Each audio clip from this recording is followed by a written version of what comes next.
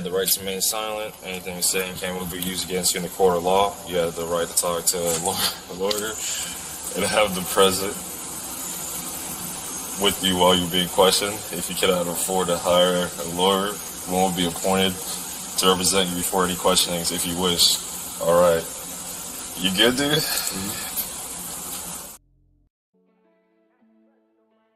Good evening. It is Wednesday, August 28th, 12:36 a.m. here where I'm at. As the title suggests, I definitely want to talk about what happened today with Wade Wilson. I had previously planned to do a live and a deep dive on Wade Wilson, and I did it. And it's in my private streams because at the time, I think I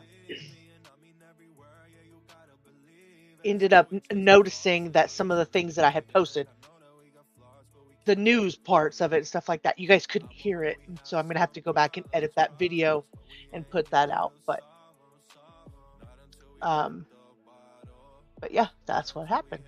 So today, Wade Wilson was sentenced to death in Florida. And I think everybody knows who Wade Wilson is, but for anybody who doesn't, he was a Florida man that is convicted of unaliving 2 Cape Coral women in Florida in 2019. He was found guilty in June of the unaliving of Christine Melton, who was 35 at the time, and Diane Ruiz, who was 43.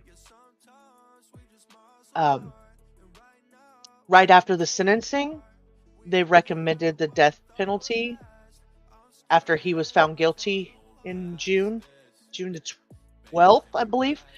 And then a couple of weeks later, the jury recommended the death penalty. The Lee County Circuit Judge, Nicholas Thompson, agreed with the jury's recommendations and imposed the death penalty today, one for each of the sentences. And that's what I want to go over today.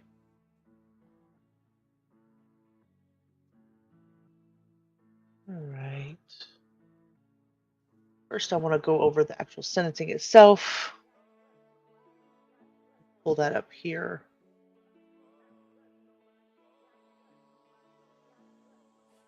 Let me move this little guy out of the way.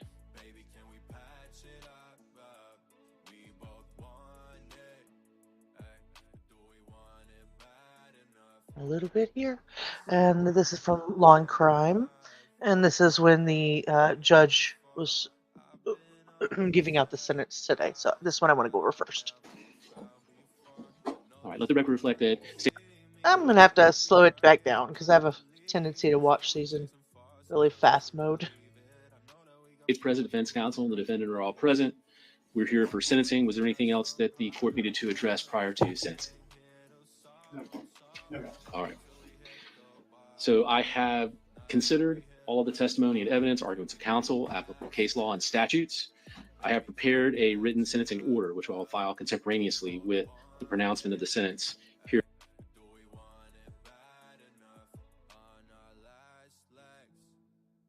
Is it just me, or does he often, his eyes look like he's like almost jaundiced?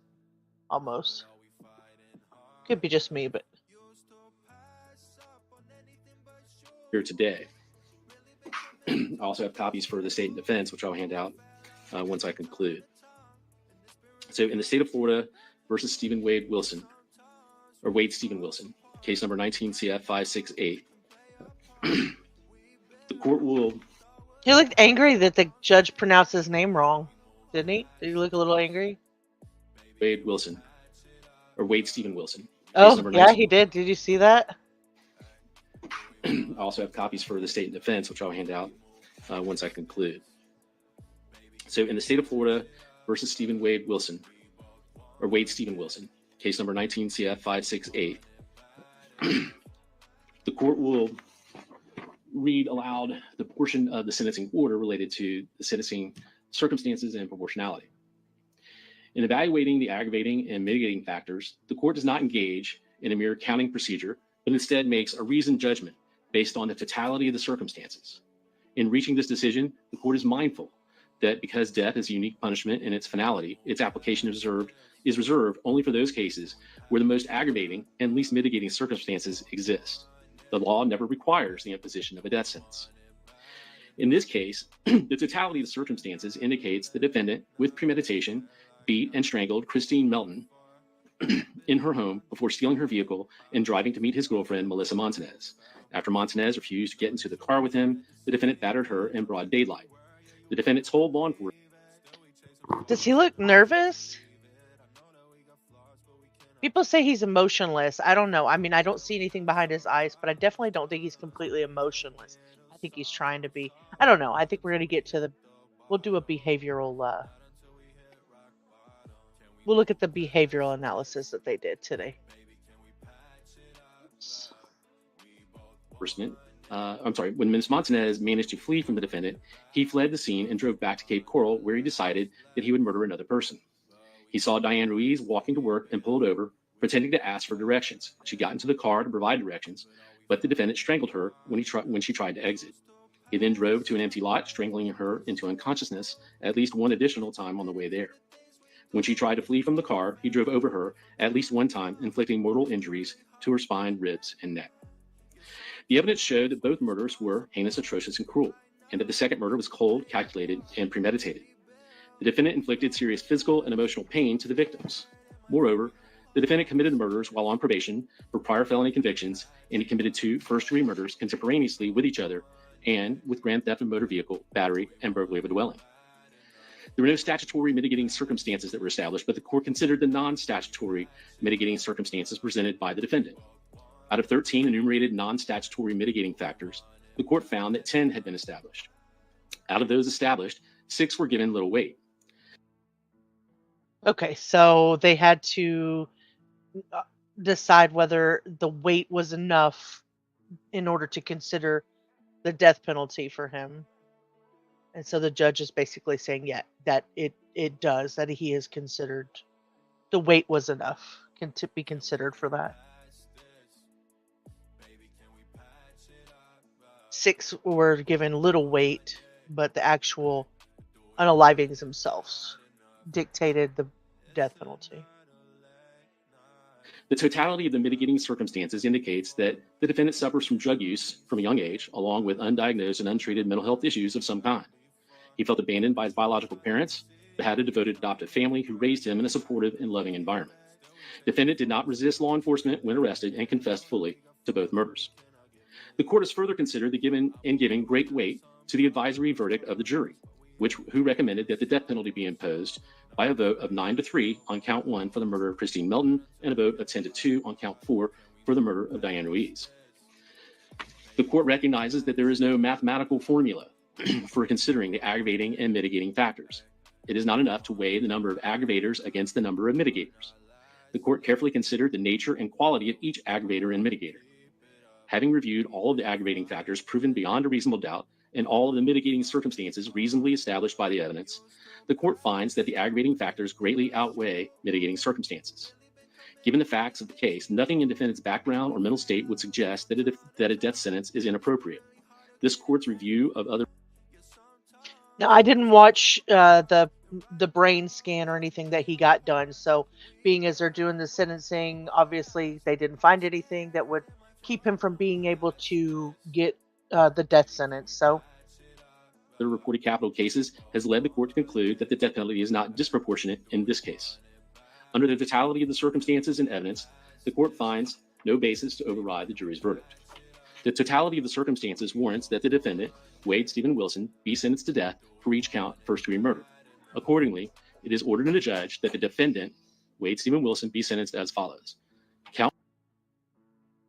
Was that the crowd clapping in the background? Warrants that the defendant, Wade Stephen Wilson, be sentenced to death for each count first-degree murder.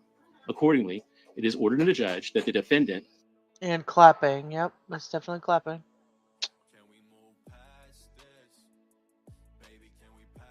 Under the totality of the circumstances and evidence, the court finds no basis to override the jury's verdict. The totality of the circumstances warrants that the defendant, Wade Stephen Wilson, be sentenced to death for each count of first-degree murder. Accordingly, it is ordered in the judge that the defendant, Wade Stephen Wilson, be sentenced as follows. Count 1, first-degree murder of Christine Melton. The defendant is hereby sentenced to death. Count 2, grand theft of a motor vehicle. The defendant is sentenced to 5 years imprisonment in the Florida Department of Corrections. Count 3, battery. The defendant is hereby sentenced to 364 days in the Lee County Jail. Count 4, first-degree murder of Diane Ruiz. The defendant is hereby sentenced to death. Count 5, the burglary of a dwelling. The defendant is hereby sentenced to 15 years imprisonment in the Florida Department of Corrections. Count 6, petty theft. The defendant is hereby sentenced to 364 days in Lee County Jail. The defendant is given credit for all time served on this case on all counts. All counts. And then he's been in there for 5 years, so they'll give him time served for what he's already done. Run concurrent with each other, meaning at the same time. All statutorily mandated fines, fees, and costs as announced on the record are imposed, and the defendant is committed to the custody of the Department of Corrections for execution of this sentence as provided by law. The defendant is hereby notified that these convictions and sentences are subject to automatic review by the Florida Supreme Court. If he cannot afford an attorney representing him in any appeal, the court will appoint one for him. Are there any other matters to present to the court? The judge say would be seeking $17,500 cost of prosecution. I'm sorry, how much? $17,500, Judge. All right. Any objection? No, sir. All right. That will be imposed then. Do you think now that he's been sentenced that he'll get rid of that hair? I'm wondering. Any other terms or conditions? Absolutely, Judge. We just want to make sure that Mr. Wilson has absolutely no contact with the victim's family. There'll be no contact ordered with any of the victim's family members and anything else. Thank you. All right. Judge, I understand he has other cases pending here elsewhere. Mr. Wilson has the court within whatever authority you have to get him to death row as soon as possible. Okay. Well, in relation to those other cases, I know we have cases pending here in the circuit. Today is not the day to handle those. I would maybe put. So he won't be able to. He won't be remanded into the penitentiary until the other cases are satisfied. And I think that there's one that has to do with his escape attempt. With those, I could do it as early as September 16th. I believe that's Monday morning. Yes, Your Honor. That one from September 16th would be fine. Okay. Well, I think it'd be more appropriate to handle that at a different time. So let's do that September 16th then at 9 a.m. for the other cases, which are case numbers 20 CF 16591 and 23 CF 15499. Okay. And we have court on 16th, right? Yes, Your Honor. Okay. Judge, if I may, he also has a VOP warrant out of Broward County, Palm Beach County. I'm going to get in touch with the authorities over there, but if need be, we'll ask the court to ROR him on that VOP warrant so he can be taken up to. Well, that's not a motion in front of me today, but if you're certainly able to file whatever you want to file, and Yes, sir. I'll consider it. Thank you. All right. An ROR on a warrant just means a release on recognizance, so that they'll release without having to post bail or bond, so he can just not be charged for that other.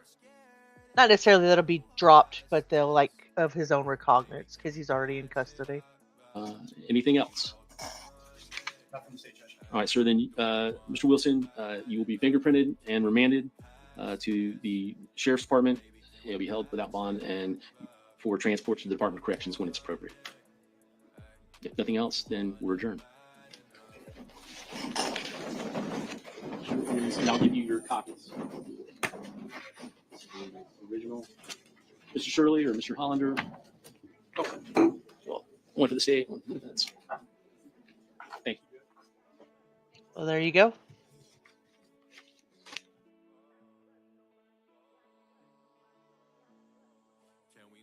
So then, barring the other charges that he has, he's that's pretty much it. It's crazy. I did not watch the press conference that came afterwards. That's what I want to go over next.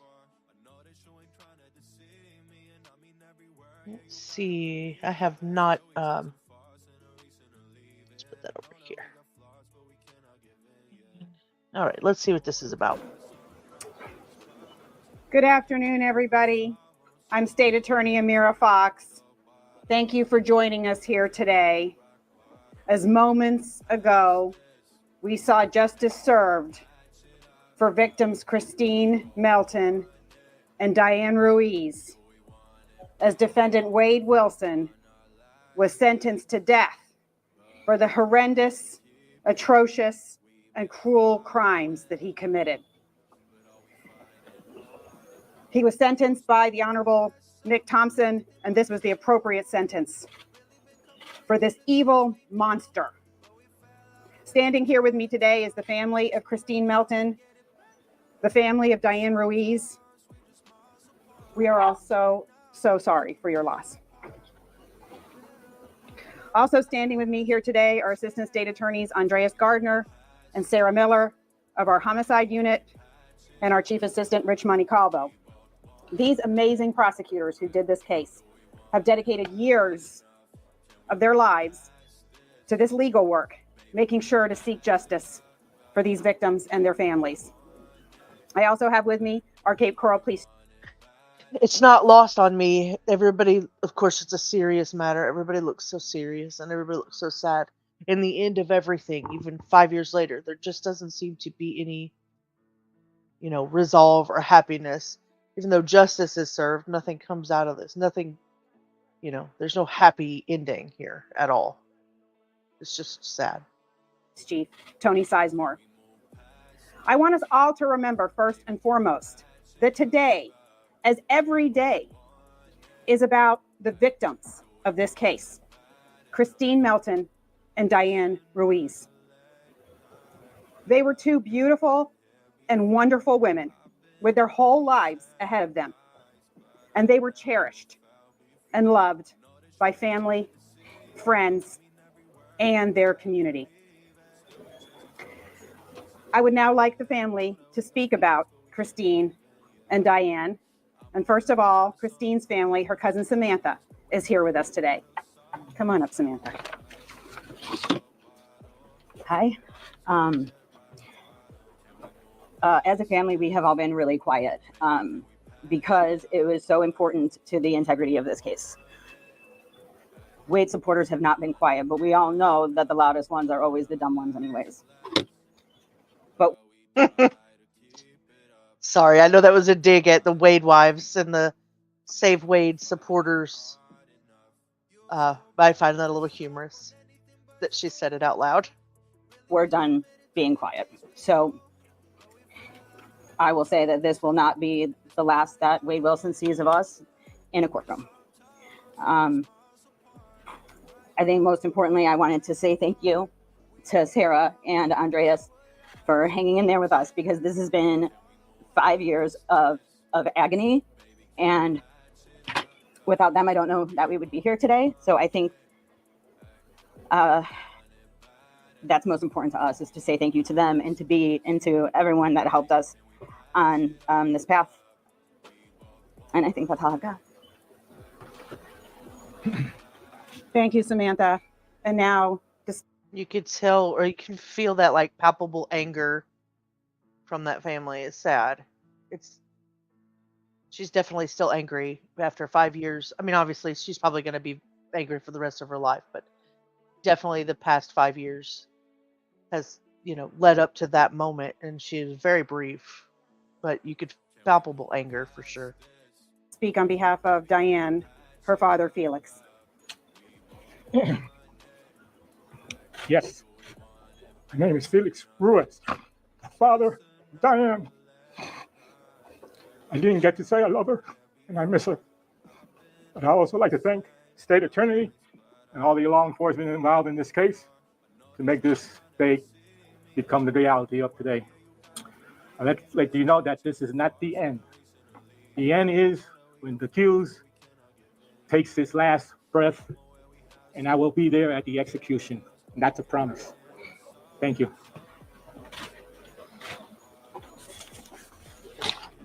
Thank you, Felix. We all stand with all of you in your terrible loss. The defendant in this case will now sit on Florida's death row as he awaits the death penalty. He will pay the ultimate price, the highest penalty we carry in Florida, because of the heinous, atrocious, and cruel things he did to these two victims. The decision by my office to seek the death penalty in this case, the recommendation of death by the jury, and the sentencing of the defendant to death today is a reflection of the severity of the crimes committed and the irreversible harm inflicted upon innocent lives.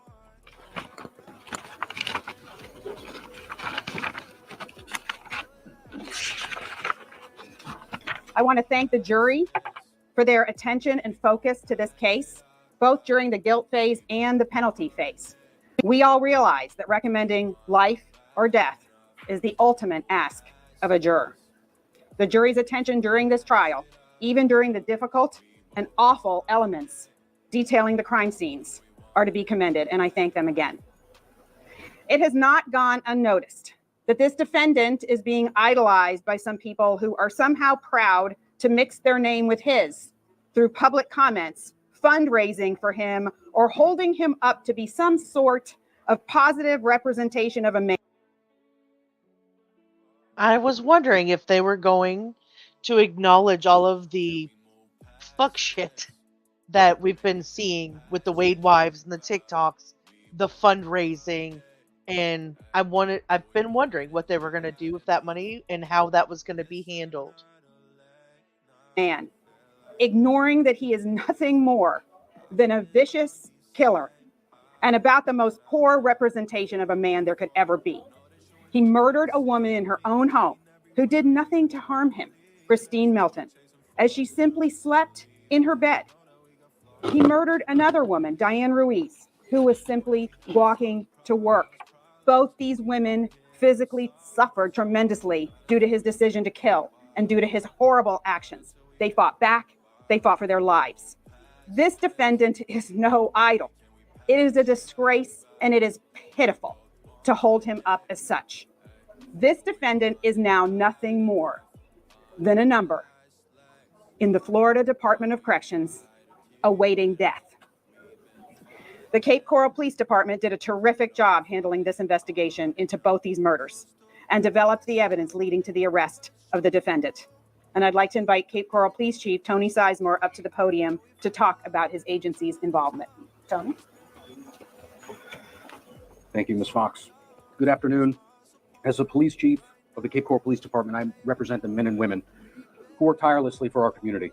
But when it comes to major events like these horrific crimes and the subsequent trials that happen afterwards, I also represent the community of Cape Coral as a whole.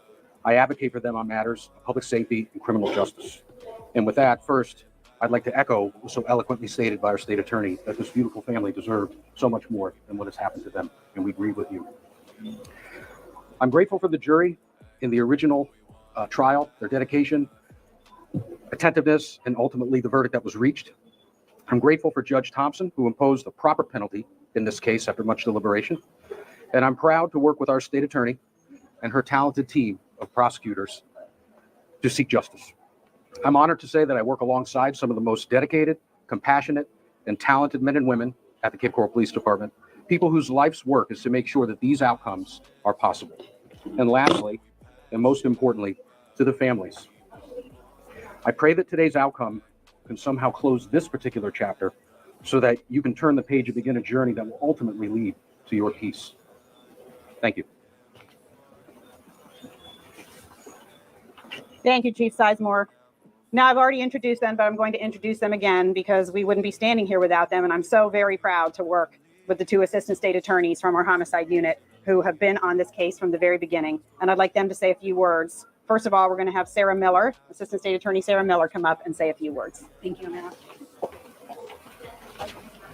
Behind every true crime show, every crime podcast, and every criminal trial is a real victim with family and friends that love them and miss them dearly. This case is no different.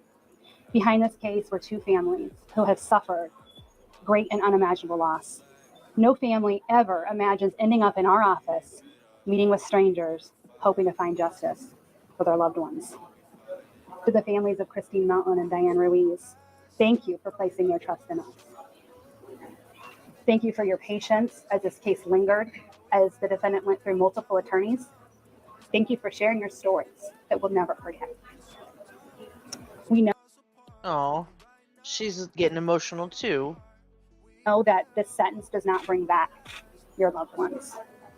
And we know that your journey of grief will continue forever. But it was an honor to walk through you as we sought justice. So thank you. And I just want to thank the jury as well for the hard job that you did in hearing these facts and seeing the victims. And thank you very much. And now Assistant State Attorney Andreas Gardner is going to say a few words, and he will also be available to answer any questions that you have once he's completed his words with you. Thank you. Thank you, Mayor. Has anybody that's watching this right now ever served on a jury for a case of this nature? Kind of curious. I don't know anybody personally who's ever served on a jury for a case of this nature, but I'm curious on, about people that have, if any of you have. Decision to seek the death penalty is not one that's taken lightly. It takes a lot of thought and consideration. When I first got the calls regarding the investigation regarding both deaths in this particular case, we began putting both cases together. We learned that not only were they related, but this case was deserving of that consideration. The defendant killed for the sake of killing. And it was nothing more than a vulgar display of power. I know you heard that during my closing argument. And for those of you who are heavy metal fans, yes, I did take that from the heavy metal band called Pantera.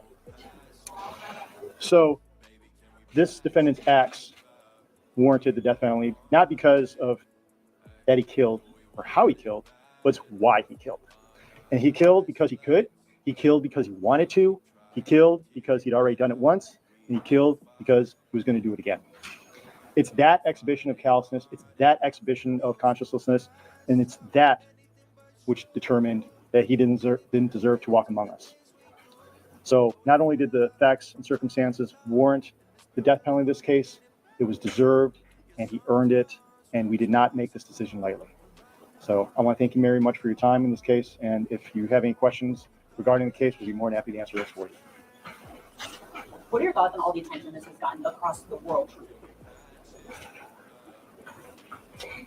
When I closed this particular case, along with Ms. Miller, I specifically said this case wasn't about Mr. Wilson. This case was about Diana Ruiz. This case was about Christine Melton, and it should remain that way. The fact that he's getting all this kind of attention is unwarranted. He doesn't deserve any of that attention. Ms. Melton does, Ms. Ruiz does. I agree with that 100%. I don't think there's anything that you could say to me that shows that Wade Wilson deserves the attention that he's garnered from the thirst traps and all of the TikToks and all of the stuff that he's putting out into the world, or that his Wade wives are putting out into the world. And the family does. They deserve everything. They deserve the empathy. They deserve sympathy of all the actions that were taken against those individuals, and they should be remembered, not what he did. Was there any doubt that you would get the death penalty because of all this attention and people writing to the judge, even though the judge didn't see these letters? The way in which we presented this particular case and the strengths and weaknesses that we observed in this particular case, we felt confident in the fact that if we presented this case correctly, that the jury would be able to make the determination and hopefully make the recommendations we saw. And when they did, we were going to argue and make sure that the judge saw what we saw in this particular case. And that was 5 years ago in the making, and that's what happened here today. You mentioned your last closing arguments and watching it, anyone that pays close attention, you guys were almost like fire and ice. My question is more specifically for Sarah. Mm-hmm. What was that passion? We could hear that fire in your voice. What was driving you in those moments? Obviously, the facts of the case, I don't know how anybody can't be passionate about what happened to these women. I think what sets this case apart from a lot of other murders is that this could have been any one of us. This could have been any one of us walking to work, going to an after party after a bar, and to think it could have happened to anybody, it's a scary thought. And so I think this case was impactful to me personally. I've watched a few cases where I've seen people say that they couldn't, the reason that it was so impactful was because it could have been just anybody. And those are the most dangerous kinds of criminals. That's a lot of criminals, well, a lot of people who are going to what am I trying to say? A lot of the people who've committed these types of crimes either go for somebody they've known, somewhere that they've been, that they've seen someone. It's like more of a premeditated nature. Not, I wouldn't say premeditated, but usually it happens by somebody that you know. And the more dangerous types are those that will do this to just randoms. And both of these women were just really random to him. I mean, yeah. So he's a dangerous fool. Was impactful, just my getting to know the family and how loved Christine and Diane were. And I wanted the jury to see that, again, this is about them. This is about their what they went through, and just to show the jury that we care, that we're not just here because it's a job, but it's because we really do seek justice. We don't go into this job for big pay. It's because we do want to see justice for our community. After the verdict, you talked about victims and other alleged victims, Palm Beach County, Tallahassee. Do you think the final chapter today is justice for those who may not have gotten justice before? I do. I know for a fact that there were victims who went forward in the justice system and didn't get the result that they wanted. I know that there were cases that didn't go forward. I know that there were women that were afraid to pursue charges. I know there were women who dropped charges because of their fear. And so this case is a win for so many people, and it's a win for anybody out there. So was that a reference to, do they think there's an additional, or do you think there's additional unalivings that we don't know about? Or does that just mean that there were other women that were just scared to testify during this trial? Or kind of like Mila, where she testified, but it's been 5 years. I mean, right after this happened, she was on jail phone calls with him that we've seen through, different people, different phone calls, with from phone calls, what is the name of that channel? Phone calls from prison, where Mila and Kiosk Kristen and all of these women are, going after Wade Wilson because he's some sort of godsend. I don't know. I don't know if there's additional unalivings, or if they're just referencing women who might have wanted to, who might have changed their mind, or women that were just scared to do it. I don't know why. I mean, he's behind bars. Why would you be scared to testify? But he is a creepy looking dude. I don't know if I'd want to sit in front of him in the courtroom and have to tell my story either. So that's a good question. I'd really like to know if there are more victims as far as the unaliving side is concerned, or what's being said or what's being put out there. That would ever come into contact with him, because as Wade Wilson's father testified at trial, I believe he would have done this again. I believe if he had been stopped on this day, there would have been more victims. And if Mila didn't have witnesses at her spa, that she would have been a victim of murder as well. So I think it's a huge win for the safety of our community, for the safety of the state of Florida, and for anybody that's walking down the streets. I have a question more for Ms. Fox. Yes. You mentioned how Wade Wilson got a lot of uncalled for early detention. Yes. What are some lessons learned, from those particular examples in this case? Moving forward, how is your office perhaps going to adjust, or, and getting less targeted monsters like those? Well, I think in the world of social media and the internet, I've been doing this a very long time, 34 years, and I have to say that I have never seen someone as evil as Wade Wilson. And I have never been so stunned as to see some people in the community that actually think it's a good idea to support somebody that evil and that monstrous. And I don't know that there's much we can do differently. I would hope that people in the community would conduct themselves differently and remember that 2 beautiful, innocent young women died because of this person, and that they would conduct themselves differently. I mean, we've seen so far on the phone calls that the women that are going after him, or were going after him 5 years ago when he first went in, before he was indicted and before the death penalty came across, were after him because of his charisma and his looks. And they weren't particularly after him or thinking about the victims in this case, obviously. Should we conduct ourselves differently? Yes, I would have never ever done that. I would have never gotten on the phone with somebody who'd unalived 2 women, or who'd been in jail on supposed charges of that, regardless of what he had to say, regardless of what he looked like. Can you talk about how important the change in Florida's death penalty law recently was to this case, without it about life in prison? Yeah. Go ahead, man. Well, with regards to the change in the law that happened, over a year ago, we were concerned, and when we presented this particular case to the jury, we felt strong enough that we were able to convince the jury that this case was well deserving of the death penalty. The change obviously assisted us as it related to, achieving the death penalty in this particular case. However, we felt strong enough that it warranted the death penalty regardless of the change. If you could say something to Christine and Diane right now, what would you say? Well, let me just say this. When Sarah and I began this case, we received an email from a mother of a young lady in northern Florida. Her daughter had gone through an issue with Mr. Wilson. That kind of motivated us. One of the things that she told us was to go get him. That was one of the things that stood back in our mind when we tried this particular case. So we're hoping that Ms. Melton was looking down and Mr. Ruiz was looking down and saying, good, we got him. What would you say, Wade? Bye. I guess the question that she asked was, what would you say to the victims? Which is a really hard place to put a lawyer. I don't know, as a person, as a human being, what would you want to say to somebody who's been unalived and you've put this guy behind bars, or you guys have made sure that he has the death penalty? What an awkward question to ask. It's a little pressure. My understanding that his communication in the jail has been cut off for a couple of weeks. Who made that decision, and is that accurate? I've been wondering about this. I've been wondering about this for a week because we've heard from different places on the interwebs, on these YouTube streets, if his kiosk privileges and his phone call privileges and his money privileges have been cut off. So I'm kind of curious as what he's fixing to say here. We just got emails from a couple days ago, so it doesn't appear to us that his communications have been cut off, at least from what I've seen come from our office. Boo! We request his jail email, so part of the process of our case is we've been requesting and reviewing his emails and phone calls to all of these women, and maybe a lot of these women don't realize, but all of this is public record. So their names, their emails, where they work, the photos they sent, all of that is public. And so we know the women, we know these types of jobs they have, where they are in our community, where they are in the world, and we've been reading them. So we've And so has half of the internet on the phone calls from 5 years ago.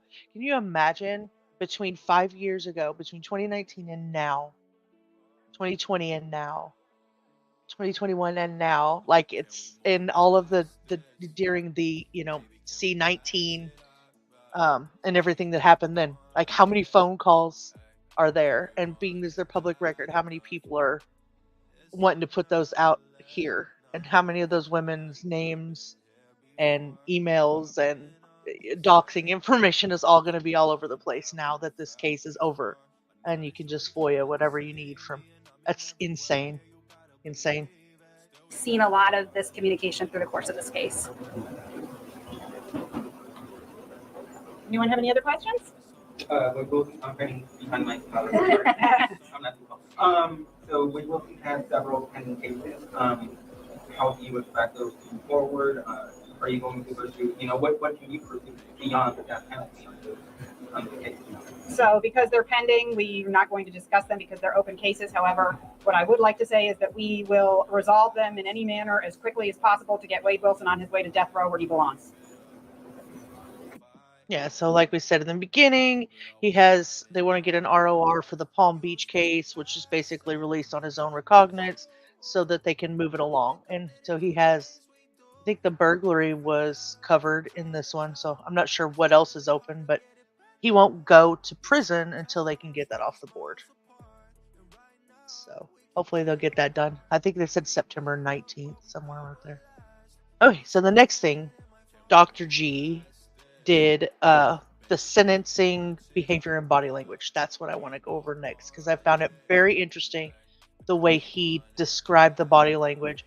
Everybody says he has no emotion or no movement, but he clearly does have some emotion, especially when the judge clearly did not say his name when he called him Steve Wade Wilson instead of Wade Stephen Wilson. So it was pretty clear. I'm going to go over that one.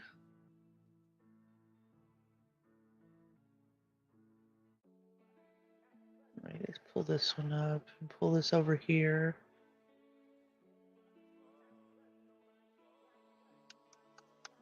I'm so glad I've never had to serve on a jury where I've had to put up with like having to look at this man's face like this. Well, there's so many women out there who are just in love with him. I don't get it. I don't get it. All right, let's see here. Move this 1.25. Let's see what it looks like. Hey everybody, Dr. G here. I'm a licensed clinical psychologist and body language expert, and today we're going to be analyzing more behavior. If the state's president, defense counsel, and the defendant are present, we're here on the state of Florida versus Wade Stevens. So the first thing you're going to notice about his body language, he's sitting back, he's trying to look casual. It's a way to show defiance. It's a way to look like you're not really taking things seriously. So that lean back, putting his legs forward, take up as much space as humanly possible. In Wilson, case number 19 CF 568, and we're here for Spencer hearing this morning. Are both the state and defense ready to? As you can see, he just gained physical distance from the judge. Now we do that as a way to disconnect. So we're showing not only is he... Does it? I wonder if he does that consciously. Like, is that a subconscious thing? Is it something that he doesn't do on purpose? Or is that something that he frankly just, like, he feels like, I don't want to get any closer to you, and I'd rather move away from that, bailiff over there too. Defiant. Not only is he going to be sitting back in his chair, he's also going to move further back so that he has more physical distance, which disconnects emotionally more as well. Wilson, case number 19 CF 568, and we're here for Spencer hearing this morning. Are both the state and defense ready to proceed? State's ready, Judge. Defense is ready, Your Honor. Thank you. Yes, sir. All right. Very well. If everybody will announce themselves for the record. We are Andreas Gardner and Mr. Now, Before he says that, I remember on the calls that I was listening to with like Kiosk Kristen and what's the other, Breezy, on the ones that he asked for them to be in the courtroom whenever he went. Like, oh, will you show up for me? And they're like, yeah, baby, we'll show up for you, or whatever. So I'm wondering when he's turning around, he's looking like that, like through the box. If he's, if he's looking for like bio dad, for adoptive dad, if he's looking for like the Wade wives, kind of just wonder what he's looking for when he's looking back, because he does it a couple of times during sentencing. Of course, he did it a whole bunch through the trial too. His facial position is very similar to last time. He's got his nose in the air. He's got his head cocked back a little bit. We tend to do that to show people we think that we are above them, that we're better than the situation we're in. So non-verbally, he very much seems to be trying to express that he's better than everything going on around him. Sarah Miller on behalf of the state. Good morning. Are we surprised? Sarah Miller on behalf of the state. Kevin Shirley on behalf of Mr. Wilson. Lee Hollander on behalf. See, he's tapping his feet a little bit. There's nervous energy there. But he's trying not to show that. It seems that he's trying to be as stoic as possible, to sit as still as possible, but that nervous energy is still coming out. Kevin Shirley on behalf of Mr. Wilson. Lee Hollander on behalf of Mr. Wilson.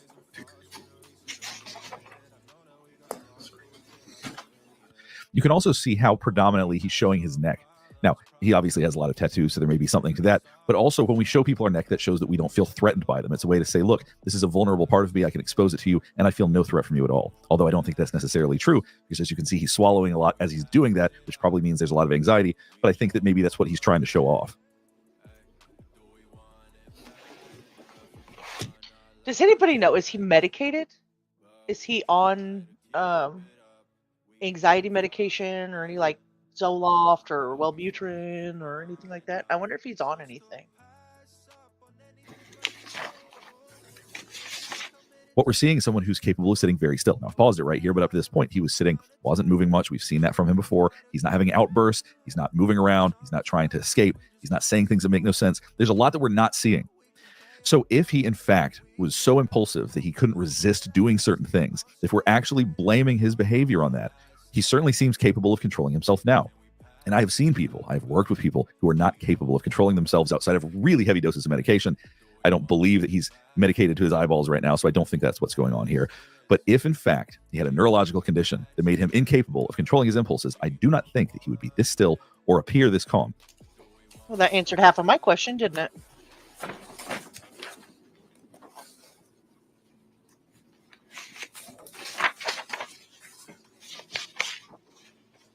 Isn't it also something else you may notice is that on this side of his mouth, it looks like there's a little bit of a smile. Now, I think that is intentional. I think that he wants people to think that he's pleased, that he's happy, he doesn't care what's going on around him. I think that he wants to give off that impression. However, real smiles are on both sides of the mouth. So emotions outside of contempt are both sides of the face. So real smiles, you're going to see both sides. So when you see somebody doing a half-cocked smile, that's an attempt to look okay, attempt to look satisfied. It doesn't tend to be a genuine emotion. I also think he does that too, because he has a messed up lip and half of his teeth are missing. They want to look gangly, and so he keeps his mouth shut a lot. Oh, sorry.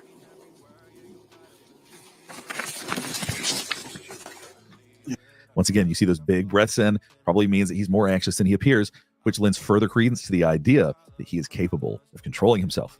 Because when people sit for this long, particularly when they have really bad attention issues, they really start to get fidgety, they get restless, they start acting out, they start having outbursts. So the idea that he can't control himself to the point that he would have committed murder, I think that sounds like a stretch. But once again, I haven't evaluated him. We're going to talk more about the findings that they have as they come up. Once again, you're going to see his feet tapping here. And that shows a somewhat subdued version of anxiety. Does that mean that he's got nerves? Probably, but it's managed. It's something that's not impulsive. So once again, the idea that he has really low barrier to being impulsive and that he can't control it at all, his behavior right now seems to suggest differently. And I can recognize that and I can respect it, but at the same time, don't we know through the trial that he was actually under the influence of methamphetamines at the time of the unalivings of one, if not both, of the girls? So I'm wondering if that, impulsivity is linked to that. That's just a guess on my part, just a theory. And there's a more exaggerated version of that smile, which once again is not an authentic or genuine smile. Certainly doesn't tap into actually feeling satisfied or happy or anything like that.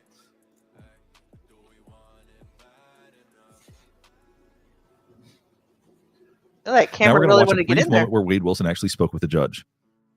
We would rest. All right. The judge just asked that you colloquy the defendant to ensure that he doesn't want to speak at this hearing. Oh, well, Mr. Wilson, you have an opportunity, just like during any of the other phases of, well, let me just finish real quick. Any other phases during the case, if you want to address the court, I would permit you to do that. Obviously, everything's recorded. So one of the things that's so interesting is that when he's trying to engage, his body language is almost exaggerated.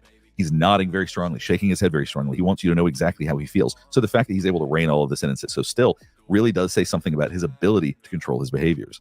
Recorded, but you would have that opportunity if you wish. No one can prevent you from addressing the court if you wish to, and no one can. Have you ever met anybody that had that nervous energy, like when they were getting in trouble, like they would smile or laugh to like control that nervous energy they had? I have met people in my life that, I even have a friend of mine that every time they get in trouble, all they do is laugh. Like they can't, it's like an impulse, like they can't control it. They just giggle at everything. Like when you're in trouble, why are you giggling? It's not funny, and that reminds me of that a little bit. Make you address the court if you don't want to. So it is a decision that's solely left up to you if you want to address the court or not. Not today. Later, when I come back, I will. Today, okay. No. So once again, you see all that exaggerated body language. You see a slight smile on his face, which I presume is intentional. Okay. Okay, thank you. And he also said thank you afterwards. So it shows that he's capable of a certain level of decorum. It goes against the idea that he can't control himself. Now, there was a lot of testimony today provided by two different experts. One who was a neurologist who basically said that he may have some brain dysfunction that means that he can't control himself. The other who basically said, who was a forensic pathologist, who basically said, well, he seems to have a normal brain. And a lot of his behavior seems to suggest that he has control over his behavior. So let's go on to the judge's sentencing and we'll see how he reacts to that. Needed to address. I have also noticed on phone calls that he's had with his biological father that he did have a lot of ability to show respect during the call to a certain degree. Like he was careful where he stepped. He was very aware. Yeah, you're right. Not ethical, but definitely more respectful than I thought he would be. Prior to sentencing. Okay. All right. So I have considered all of the testimony and evidence, arguments of counsel, applicable case law, and statutes. I have prepared a written sentencing order, which I'll file contemporaneously. The one thing that you see a lot that I pointed out in the other video is heavy swallows. The more you see those swallows, the more anxious he's probably feeling. With the pronouncement of the sentence here today. I also have copies for the state and defense, which I'll hand out once I conclude. So in the state of... And you notice he looks at the camera quite often. He did this last time as well. Part of the reason for that is that he's putting forth an effort to make sure he looks like he wants to look for everybody that's watching. As I've talked about before, you don't get tattoos like this because you don't want people to see them. He cares about how he looks, and he's interested in people perceiving him in a very specific way. He saw Diane Ruiz walking to work and pulled over, pretending to ask for directions. She got into the car to provide directions. What he just said, I guess, also to me leads credence to part of the reasons that he has some of the tattoos on his face. So he may not be, especially with the slap box fight that I saw online, he might not be all that intimidating. And this is a choice he's made in order to. If I wanted to look more intimidating, I'd get prison tats. You know, that makes perfect sense to me. But the defendant strangled her when she tried to exit. He then drove to an empty lot, strangling her into unconsciousness. Now, we're seeing something very disturbing right now. I think I know what he's fixing to say. I'm going to go back just a little bit because I think I know what he's fixing to say. Have you seen any videos of past people who've committed murders and they go through trials in court? It seems like they relive the moment. And I don't know, I kind of saw a glimmer of that. I wonder if that's the direction with the lips and the movement. Directions, but the defendant strangled her when she tried to exit. He then drove to an empty lot, strangling her into unconsciousness. Now, we're seeing something very disturbing right now. He doesn't do a lot with his mouth, but as the crime is being described, you see him licking his lips. Oftentimes there's excitement that comes with that. Now, there are lots of things to talk about that are meant to soothe someone when it comes to touching their lips and that sort of thing. But the way that he's licking his lips right now look like he's probably enjoying what's being said to some degree. Watch this again. When she tried to exit. He then drove to an empty lot, strangling her into unconsciousness. At least. Oh my gosh, that's so creepy. This man is reliving this moment right here, right? Like, I didn't watch him through the trial. I tried not to watch his face because he just looks evil, but the licking of the, oh, it's so cringe. At least one additional time on the way there. When she tried to flee from the car, he drove over her at least one time, inflicting mortal injuries to her spine, ribs, and neck. The evidence showed that both murders were heinous. Why'd they take the camera off of him while he was saying that? Like, out of all the moments, and they've been zooming up on his face, the closest, and then that happened, and then they take him off of the camera. Like, I would have liked to have seen what was going on. Oh, creepy. Atrocious and cruel, and that the second murder was cold, calculated, and premeditated. The defendant inflicted serious physical and emotional pain to the victims. Moreover, the defendant committed the murders while on probation for prior felony convictions, and he committed 2 first-degree murders contemporaneously with each other and with grand theft of motor vehicle, battery. Now you see him looking around right now. Now there's some people who are so intense, they will just stare ahead, not blinking. Nothing seems to affect them. For him, I think that looking at the judge causes too much emotion. It's too intense. So even though he doesn't move around, even though he's not doing a lot of self-soothing behaviors, maintaining that gaze feels too intense. So he has to look around some, particularly right now as the sentence is getting ready to get handed down. And burglary of a dwelling. There were no statutory mitigating circumstances that were established, but the court considered the non-statutory mitigating circumstances presented by the defendant. Out of 13 enumerated. Now you may have just noticed he actually just gained a little bit more distance from the judge. Watch this right here. Mitigating circumstances presented by the defendant. Out of See, he's scooting a little bit further back. This feels too intense to him. The emotions are probably building up too much, so he's trying to gain more emotional distance by getting physical distance. 13 enumerated non-statutory mitigating factors. Out of all the calls and everything, do you think that he understands the verbiage? Do you think he understands what the judge is saying? I wonder. I wonder what people think of that. Is he capable of understanding what's actually happening? Comprehension wise, does he know what the judge is saying to him right now? Or is he just waiting for those words, the actual sentence to be handed down? Court found that 10 had been established. Out of those established, 6 were given little weight. The totality of the mitigating circumstances indicates that the defendant suffers from drug use from a young age, along with undiagnosed and untreated mental health issues of some kind. He felt abandoned by his biological parents, but had a devoted adoptive family who raised him in a supportive and loving environment. Defendant did not resist law enforcement when arrested and confessed fully to both murders. Now, that's interesting. As they were talking about his childhood, you finally saw a little bit of a reaction. Let's watch this right here. Raised him in a supportive and loving environment. Defendant did not resist law enforcement when arrested and confessed fully. Now, that look right there, that tends to be stress. We tend to bunch our lips together when we're feeling stressed. So talking about his family or talking about his upbringing may actually be evoking some kind of reaction. To both murders. The court and then afterward, he lowers his chin. His neck is no longer quite as vulnerable as it was. So there does seem to be some unconscious behavior that comes along with hearing the judge talk about this. Further considered the giving great weight to the advisory verdict of the jury, who recommended that the death penalty be imposed by a vote of 9-3 on count 1 for the murder of Christine Melton and a vote of 10-2 on count 4 for the murder of Diane Ruiz. Under the totality of the circumstances and evidence, the court finds no basis to override the jury's verdict. The totality of the circumstances warrants that the defendant, Wade Stephen Wilson, be sentenced to death for each count of first-degree murder. Accordingly, it is ordered in the judge that the defendant.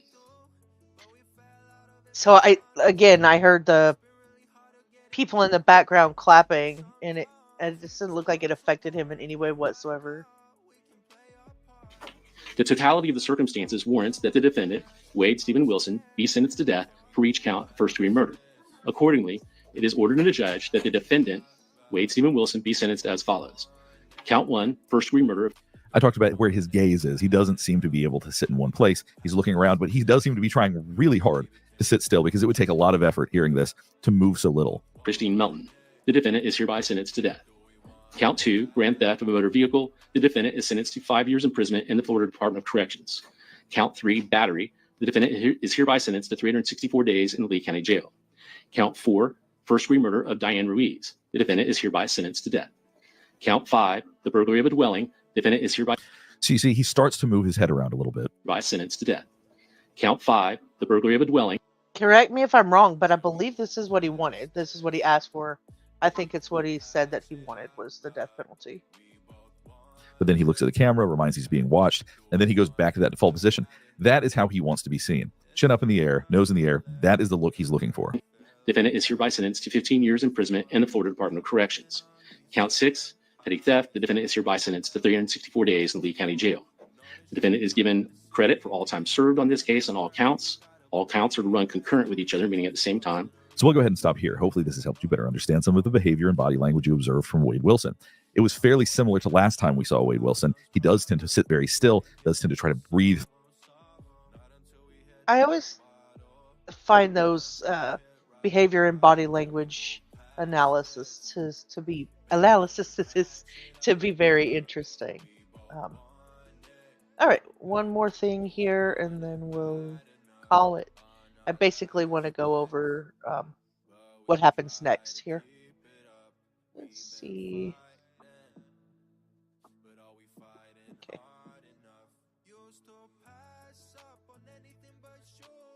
Let me turn this down just a little bit.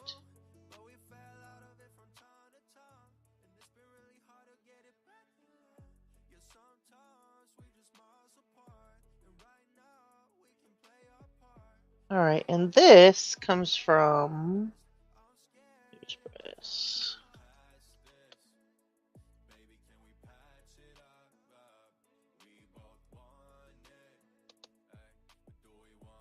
And basically, it says, so where did it go? It's probably going to throw up an ad on me now.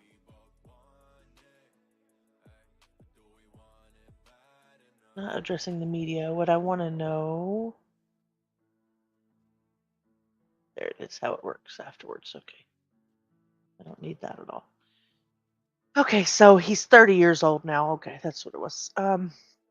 Convicted of unaliving 2 Cape Coral women in 2019, is headed to Florida's death row. He was found guilty on June the 12th of the murders of Christine Melton, 35, and Diane Ruiz, 43. 13 days later, on June 25th, the jury recommended the death penalty. Lee County Circuit Judge Nicholas Thompson agreed with the jury's recommendations and imposed the death penalty, one for each, during the sentencing today. He's currently being held in the Lee County Jail, but will be transferred to Florida's death row once unrelated charges, including an escape attempt, there we go, are resolved. The capital felonies, including first degree, are punishable by death or life in imprisonment. Punishment is decided during the penalty phase of a trial, where they decide under the aggravating and mitigating circumstances. So if it's aggravated enough, then they consider that enough to prosecute under the death penalty. Okay, there we go. Person sentenced to death in Florida can choose between 2 execution methods. Death sentences are executed by lethal injection by default, but the person sentenced has one opportunity to choose death by electrocution instead. Once the Florida Supreme Court affirms the sentence, the condemned must deliver a written request for electrocution to the warden within 30 days. So he has 30 days to say he would prefer the electric chair as opposed to lethal injection. I would not. There's no way in the world that I would have to that I would choose electrocution over lethal injection. Wilson will be housed with Florida's other male death row inmates on death row at Union Correctional Institute in Rayford, 45 miles southwest of Jacksonville. Union Correction Institute right here.